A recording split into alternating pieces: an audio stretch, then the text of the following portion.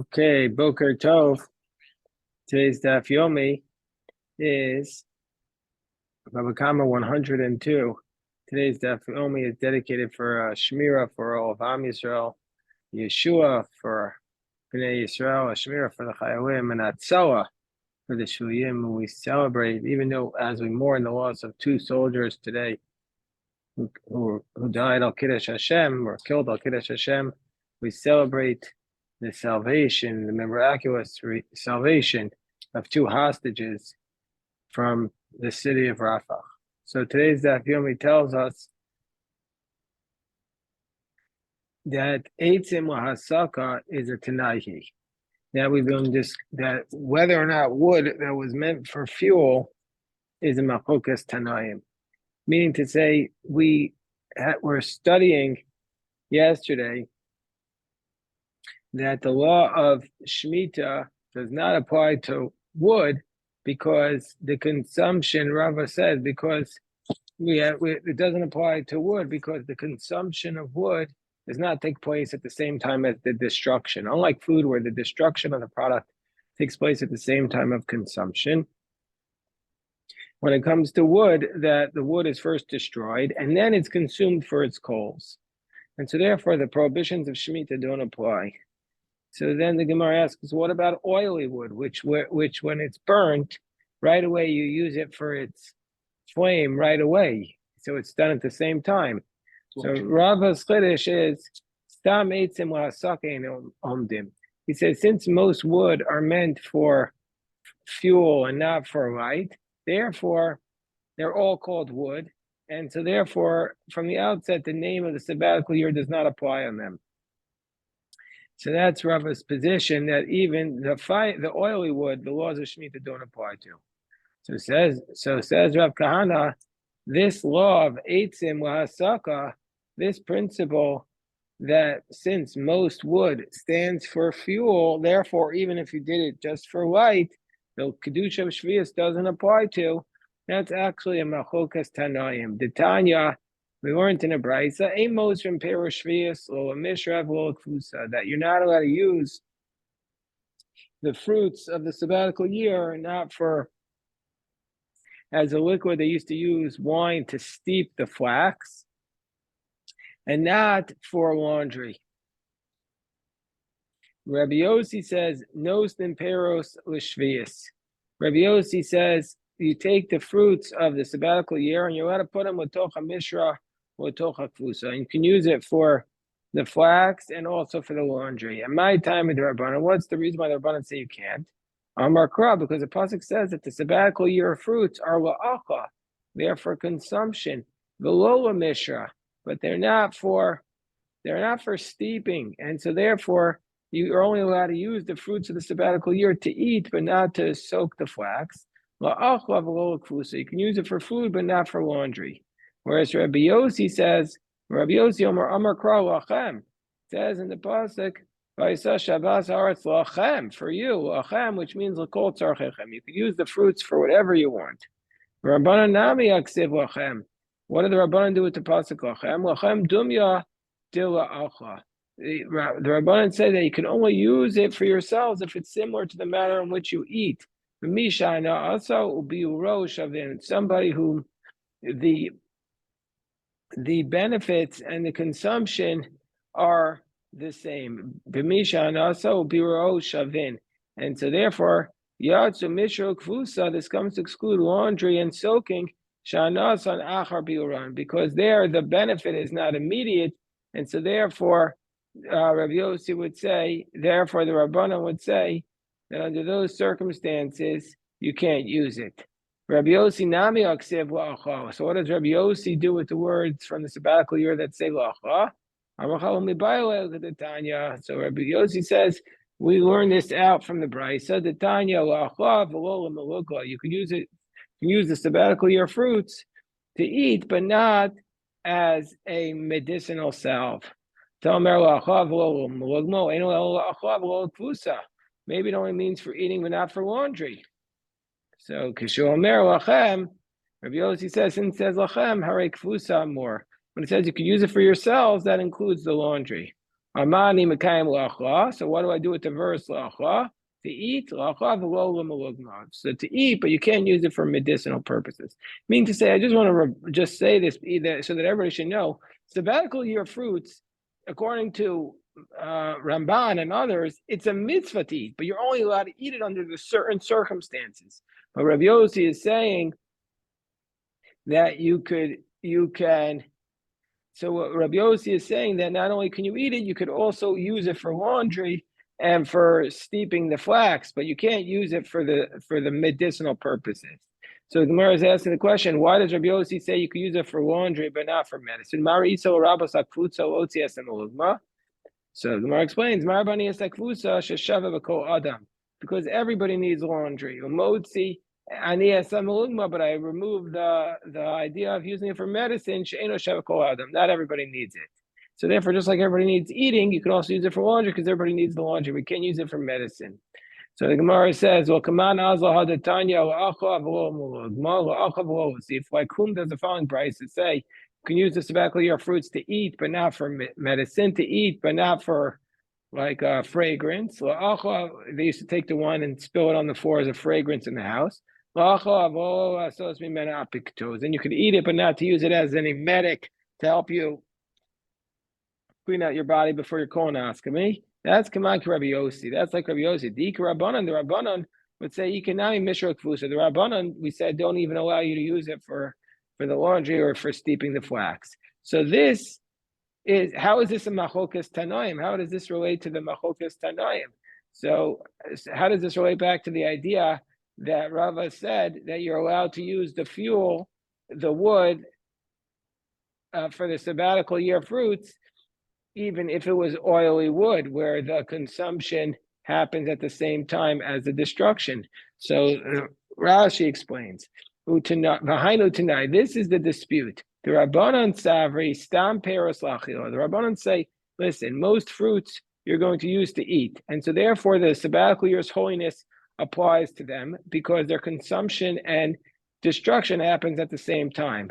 So therefore, even if you gathered the grapes for laundry purposes, it doesn't matter what your intent was, because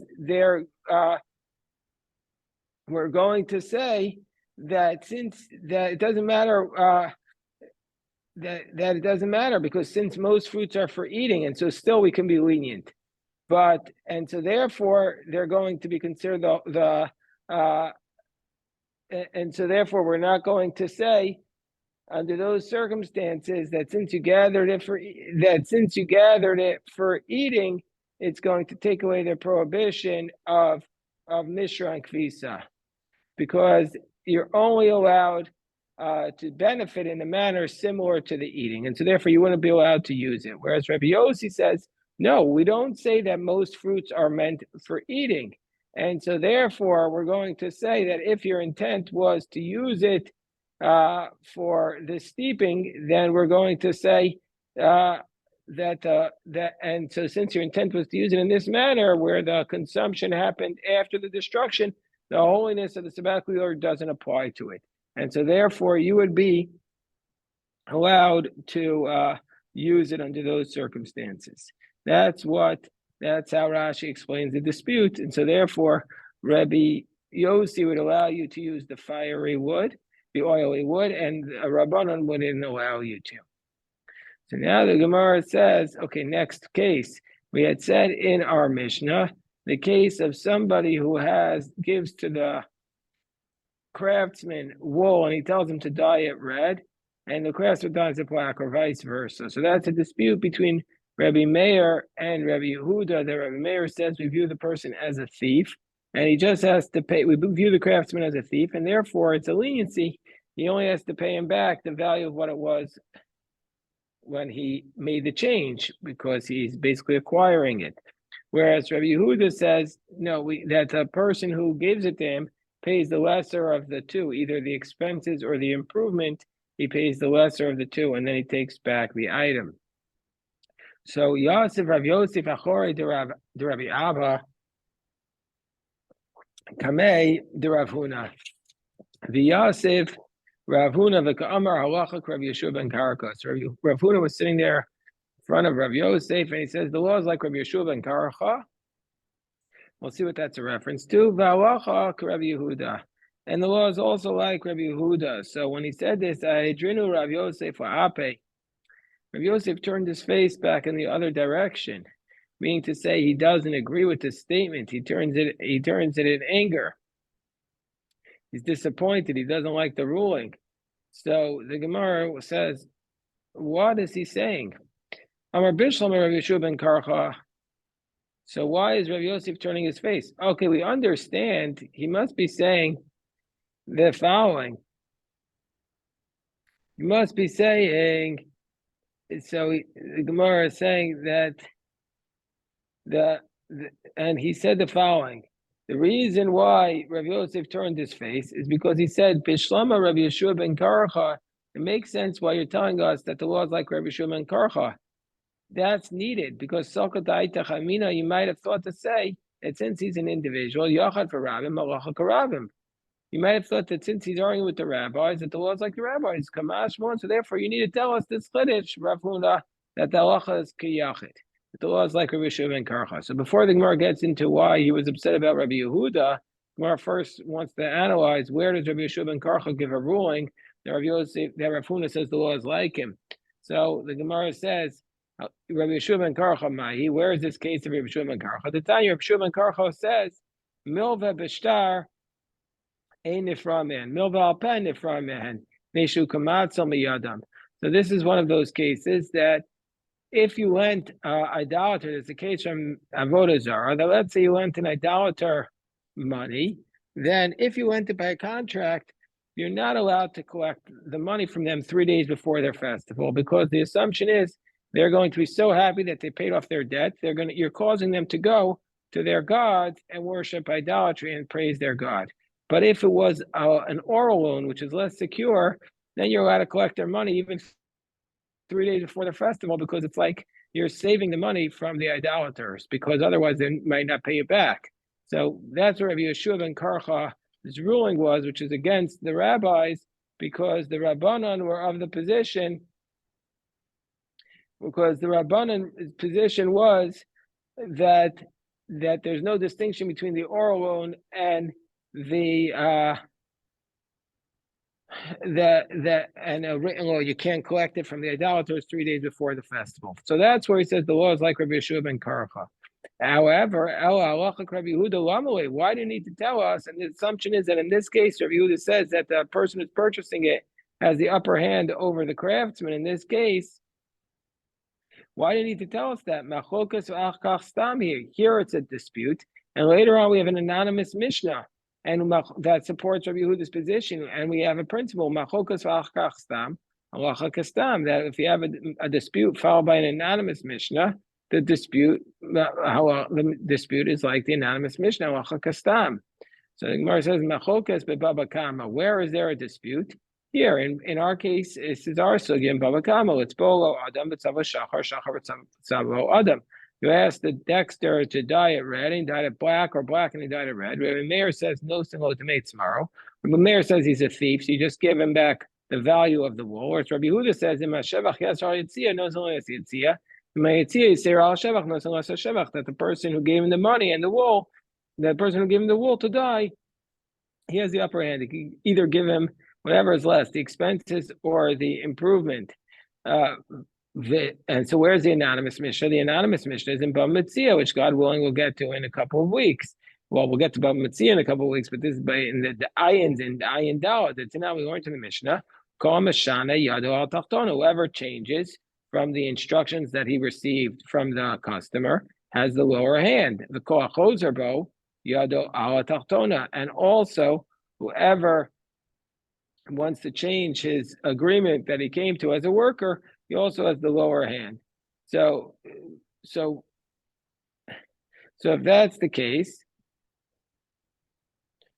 so therefore that's the case. Hold on one second.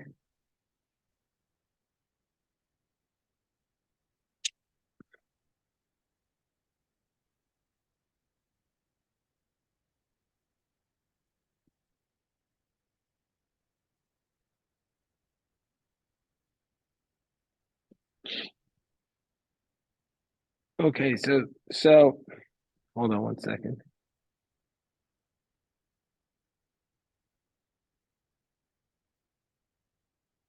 Okay, so we see from here that the person who changes has the lower hand. And so we have a machokas, we have a dispute filed by anonymous Mishnah. So if that's the case, why does Rav Huna need to tell us this? It's a principle. So the Gemara explains, Rav Huna was of the position, Rav Huna was of the position that he didn't need to tell everybody the laws like Rabbi Huda, because Safadai Tachamina ain't Seder a Mishnah. He thought that there's no order to the Mishnayos, and so therefore, V'stam v'achkach machokasi. It's possible to read this as an anonymous Mishnah followed by a dispute, in which case we don't have the principle that a dispute followed by an anonymous, the law is like the anonymous, because maybe this anonymous one was written first. Rabbi Yosef would say, "Ihachi kol machokas v'alakach stam anami ein seder Mishnah." So Rabbi Yosef would say, under those circumstances, if that's the case, then you would never have the rule of a dispute filed by anonymous, because you could always say maybe the anonymous came first. So Rav Huna said, yeah, Kilo Amrina ain't say there a Mishnah. Rav Huna would say, when do we say that there's no order for the Mishnah and you can't apply the principle of Stam of Machokas Vakach Stam? That's Bechada Masechta. That's within one tractate. That's when we say that. That's when we say that there's no order to the Mishnah. Kilo Amrina ain't say there a Mishnah. Chada Masechta. I'll betray Masechtos, but if it would be two Masechtos. If it be two separate mesechtos, Amrina, we would say, so when do we apply this principle, says Rav Huna, that there is no order to the Mishnah? When do we say that's when we apply the dispute of machokas v'achkach stam, the law is like stam. If it's one tractate, then we say Rebbe arranged it in the proper order, and dispute filed by anonymous, the law is like the anonymous. But if it's two mesechtos, then we wouldn't apply this principle, and then we say ain't seder. There's no order to the Mishnah. So the Gemara says, Rav Yosef would say, no, this really is one mesechta. It's all one big mesechta. Kula nezikin chada mesechta. All of damages is one tractate. Most understand it to mean that the three Bavas, Bava Kamma, Bava Metzia, Bava Basra, which is a total of 30 chapters, and each tractate is 10 chapters, it's really one long tractate. And so therefore, we're going to view the whole thing as anonymous followed by dispute followed by anonymous, and therefore, that's why Rav Yosef got upset, Rav Huna, that he said the law is like Rabbi Huda because it's so obvious. An alternative way, Mishim the Katani Lagabe Helchasa Psikta. Or alternatively, we could say that for sure this anonymous Mishnah is for sure the main one, because it says it in Bava Metzia by as a series of halachic rulings, because it wasn't, the context there wasn't really relevant, and so therefore the only reason why it was said there is because it was giving us a psak halacha, meaning to say with the other psak halacha. So it's teaching us hilchos psikta, a ruling, and saying kol mashana yadu al tachton. Whoever changes, he has the lesser hand. And kol chozer bo, and whichever worker wants to change in the middle of the day and stop his work, yadu al tachtona, he's going to get the lesser if the prices of the labor dropped. Tana Rabbanan. So now we go up to the next case. The Gemara says, we're talking about an agent who changed his mind in the middle, and the Gemara wants to say whether it's the same case as the craftsman who changed. Tana Rabbanan, I know say Moas L'Shlucho, somebody who gives his money to the agent. He gives money to the agent to purchase wheat. And the agent went and bought barley. Or a sa'ora, and he gives money to the agent to buy barley, and the agent bought wheat, so the agent switched it. Tanya Chada. So one price it says in pichatu lo, that if the price of the wheat went down, meaning to say that let's say this guy gave $100 for wheat, and then the price of wheat dropped down by the time it got back to the person who had sent him to buy the barley, or vice versa, that the agent gets the loss. Osiro, but if it went up, Osiro lo, the agent makes the gain. And that would seem to be at first glance like Rabbi Meir, because we view person who deviates like a thief. But Tanya Chada, and alternative price, it says in pichatu lo, if it goes down, the agent gets the loss. In Osir, if it goes up, Osiro emsa, then the agent and the person who purchased it, or the person who appointed him, split the profits. So says Rabbi Yochanan Lokasha, how do we explain the dispute between the two brisos? Ha Rabbi Meir, the first brisa follows the position of Rabbi Meir. They view a person who deviates as a thief, and so therefore he pays for what it was at the time that he deviated. And Ha Rabbi Yehuda, the one that says they share, is like Rabbi Yehuda, who says that in the case of the craftsman, he has the person who purchased it has the person who gave the orders has the upper hand, and so too here also he gets to split the profits, but he doesn't share the losses. Ha Rabbi Meir Damar Shinoi Kona, and the one who's the first price is Rabbi Meir. He says by changing it, he's acquired it. Ha Rabbi Yehuda Damar Shinoi Ein Kona, and the second price of Rabbi Yehuda says that even though he changed it, he has not acquired it. That's Rabbi Yochanan's position. So Maskef for Rabbi Lazar. Rabbi Lazar challenges this.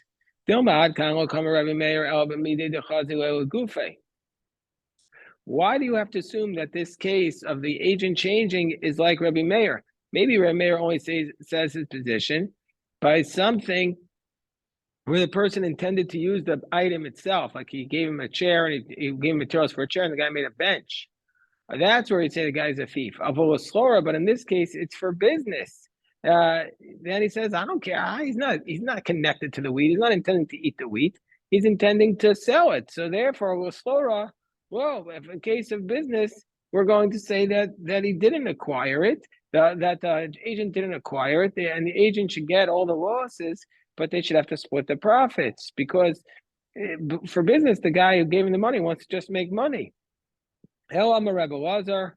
So therefore, Rebbe Lazar says, Hava ha Rabbi Meir. Both the first price and the second price have both followed the position of Rabbi Meir.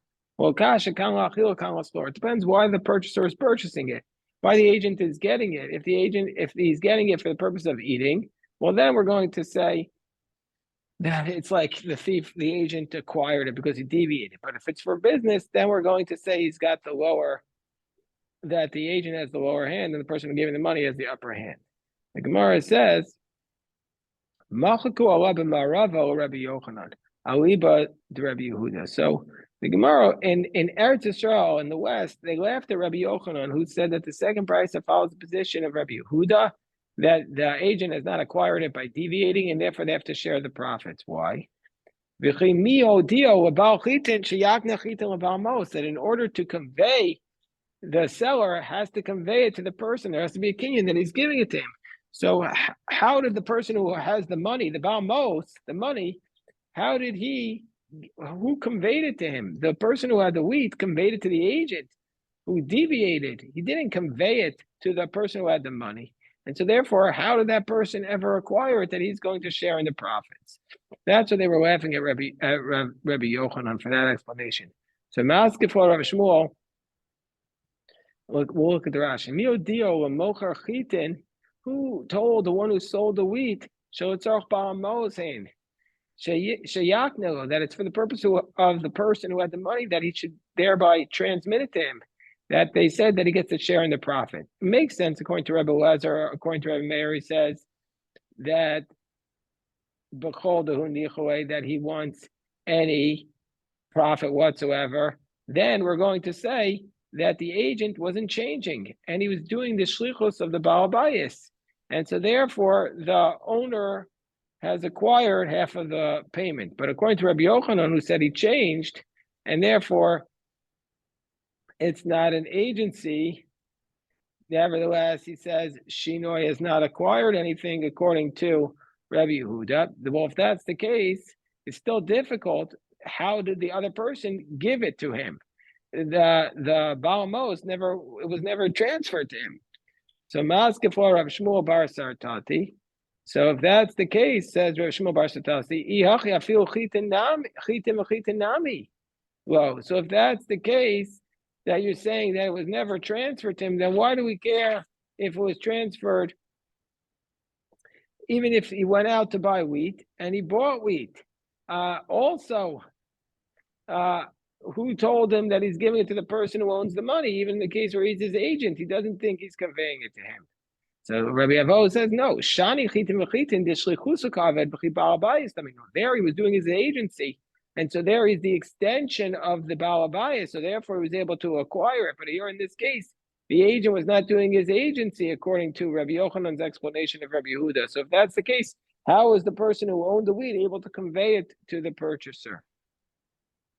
And Teda, and you should know that when the agent fulfills his agency, he's like the Bala bias, and there he would acquire it.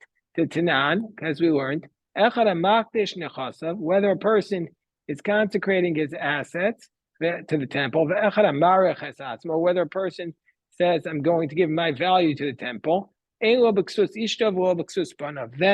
he hasn't really consecrated at all his wife's clothing and his children's clothing. Meaning, say, if he says, I'm giving all my assets to the temple, excluded from this is his wife's clothing and his children's clothing. And also, he has not, and also in this case,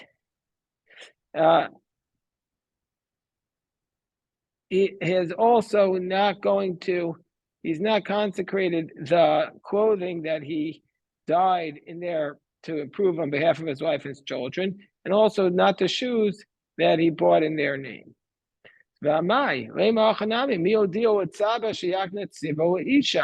he says, why hasn't he consecrated the clothing that he dyed for his wife or the shoes that he was making for them?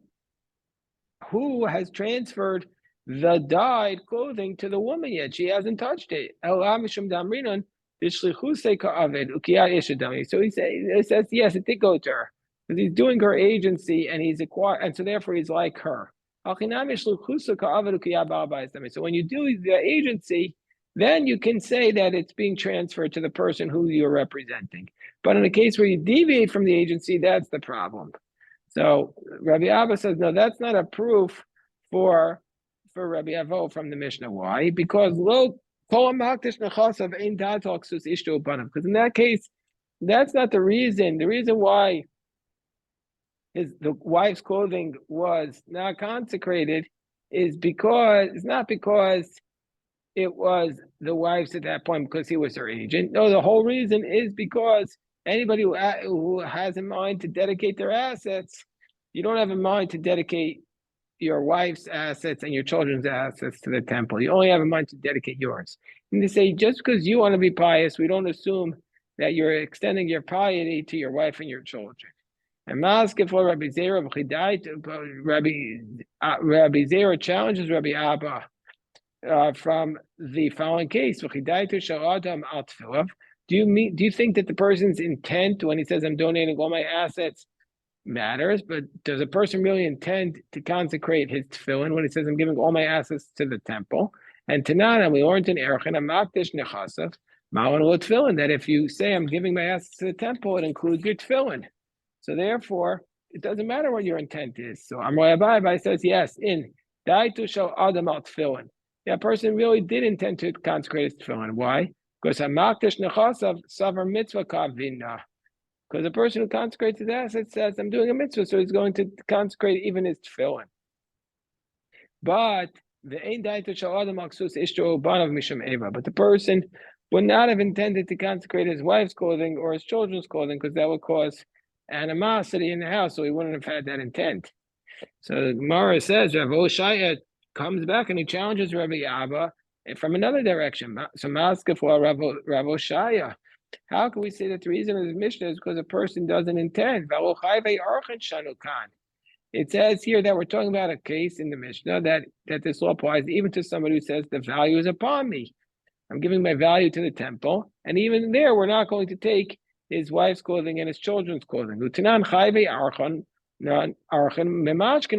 somebody who is chayve archan, we place a lien on their property. We make them give a pledge. And would a person allow himself to be in such a? You think when he dedicates his erech to the temple, he's intending to pledge his assets that he's going to go and put his property in a lien? So a person wouldn't have that intent. So it must be that when we learned in the Mishnah that the reason why he doesn't take the dyed clothing and the shoes, it's because the wife and the children already got them, just like Rabbi Abba had taught. Rabbi Abba called Mekadesh Nechasav Nasek Misha Hikno and Ksus Ishta Ubanav Meikara. No, we have to say that if somebody he consecrates his assets, it's as though he gave his wife and his children their assets before he consecrated it. And so therefore, the treasurer can't take them. And it's not the reason like Rabbi Avo. So okay, so this is today's daf. We'll stop the recording here.